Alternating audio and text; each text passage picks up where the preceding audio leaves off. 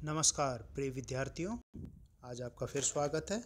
आज का चर्चा का विषय है अध्याय 11 कक्षा 10 विनिर्माण उद्योग। प्यारे बच्चों, आपको जानकारी दे दें कि बोर्ड के नवीन पाठ्यक्रम के अनुसार जो टॉपिक रह गए हैं कोर्स में उन्हीं की चर्चा करेंगे। पाठ से हटा दिए गए हैं।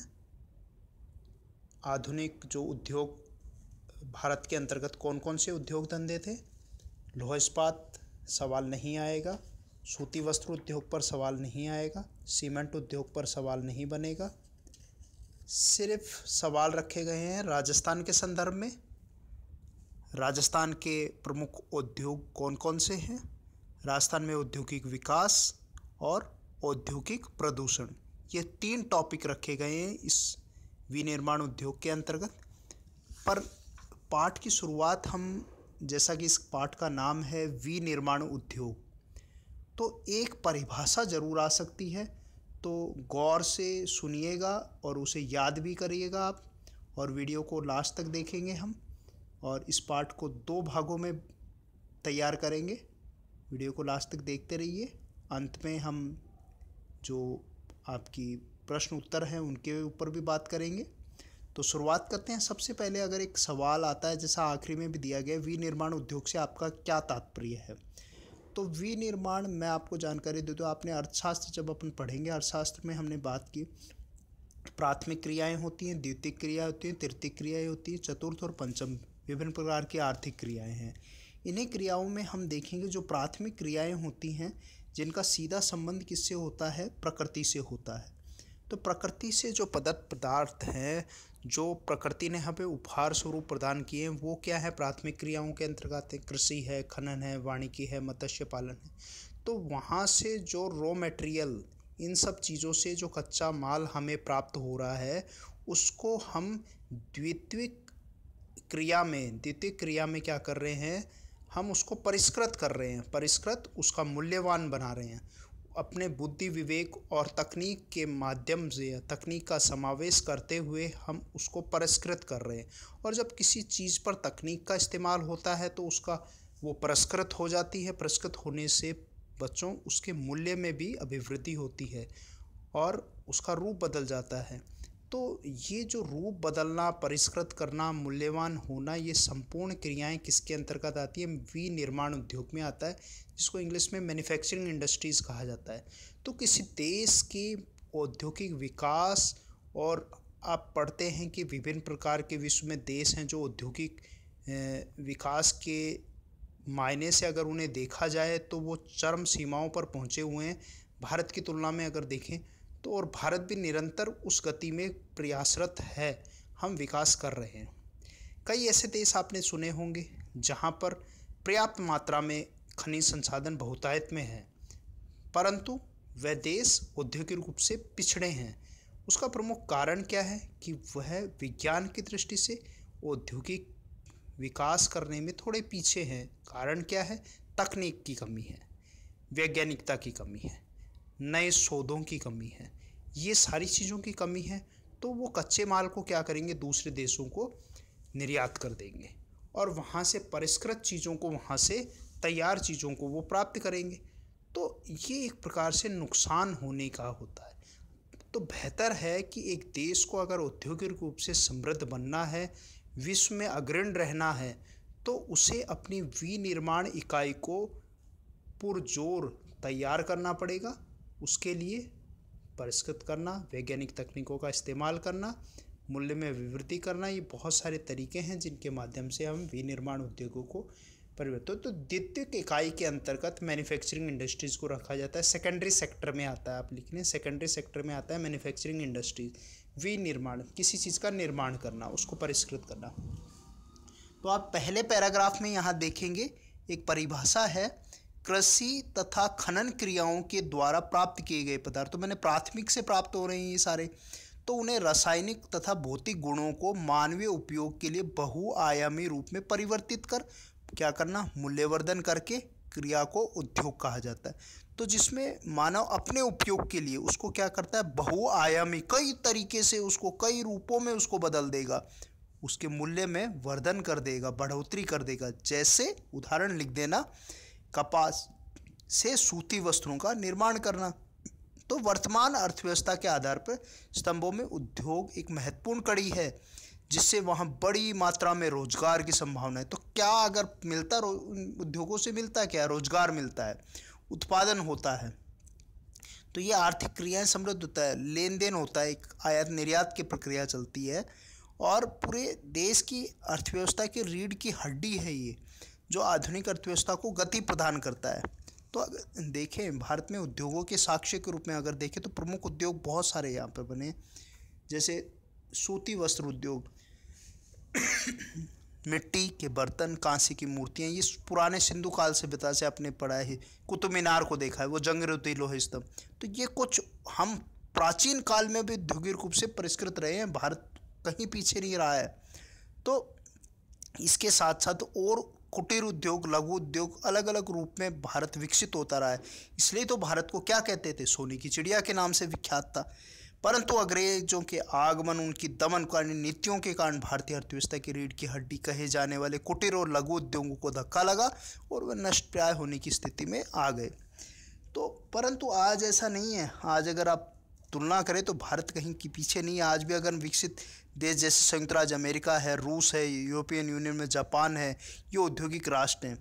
तो ये कब हैं? जब इनके पास संसाधनों के उपयोग से विनिर्माण उद्योगों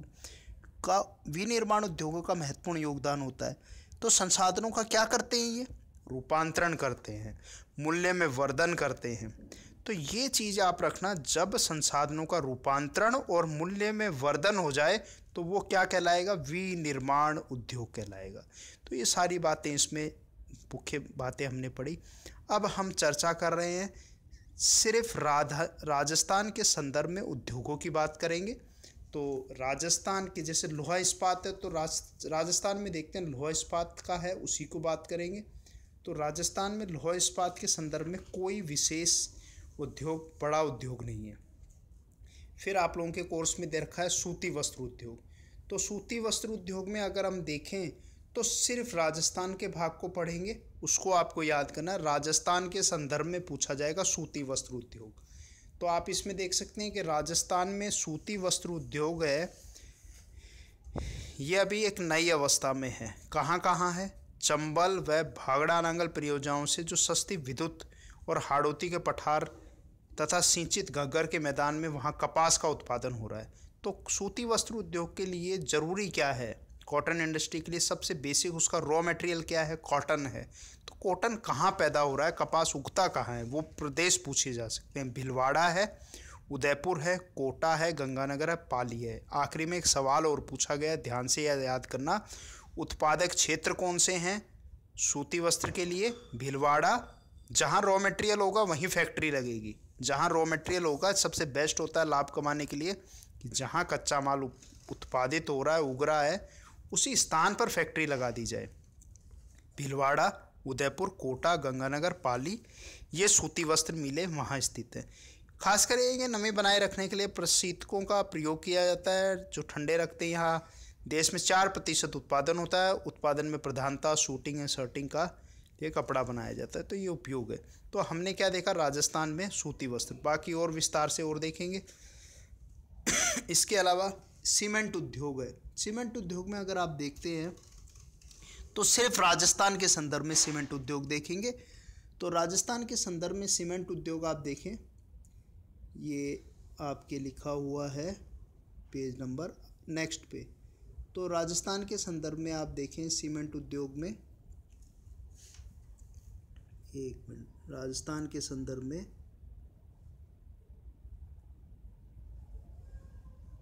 सूती वस्त्र है और सीमेंट उद्योग में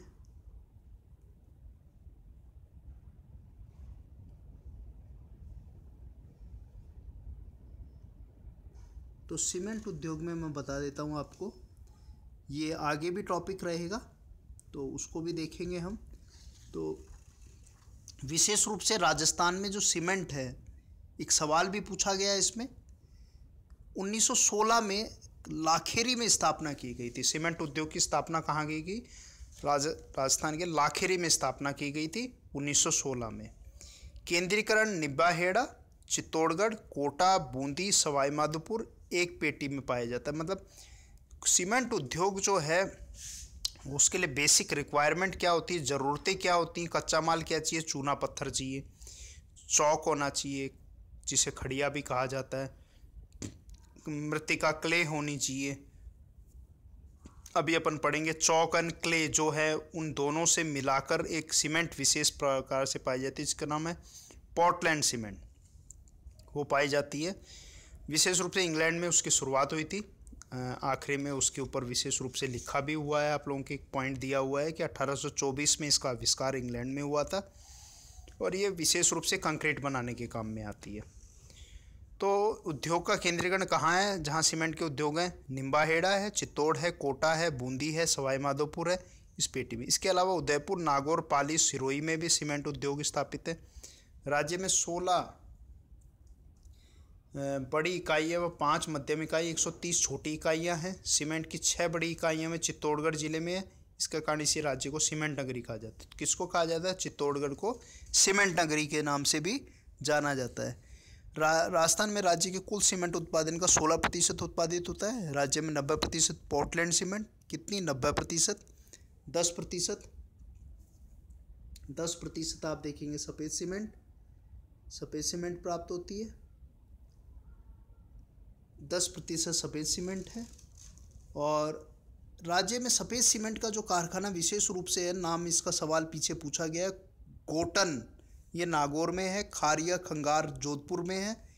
और राजस्थान में विशेष रूप से जो औद्योगिक ब्रांड हैं उनके नाम कौन कौन से हैं? जेके सीमेंट है, मंगलम सीमेंट है, बिनानी है, जेके लक्ष्मी सीमेंट है, ये प्रमुख हैं राजस्थान के संदर्भ में। तो इसी तरीके से हमने लौह इस्पात में राजस्थान का कोई नहीं है, आपने सूती कपड़ा में पढ़ा और सीमेंट के अंतर्गत पढ़ा। इसके अलावा कागज़ उद्योग है, कागज़ उद्योग में राजस्थान का कोई नाम नहीं है इसमें विशेष रूप से। आखिरी में सवाल ज़रूर पूछा गया है कि देश की मुख्य जो उत्पादक है नेपानगर है, होशंगाबाद से नोट छापने का कागज़ तैयार किया जाता है। ये छोटे छोटे प्रश्न हैं पर इस साल ये कोर्स से हटा दिया गया है। अब अगले टॉपिक में फिर मिलेंगे जहाँ चर्चा करेंगे राजस्थान में औद्योगिकरण और प्रमुख उद्योग के बारे में बात करेंगे और एक टॉपिक आखिरी में लेंगे औद्योगिक प्रदूषण। तो फिर मिलते हैं, नमस्कार।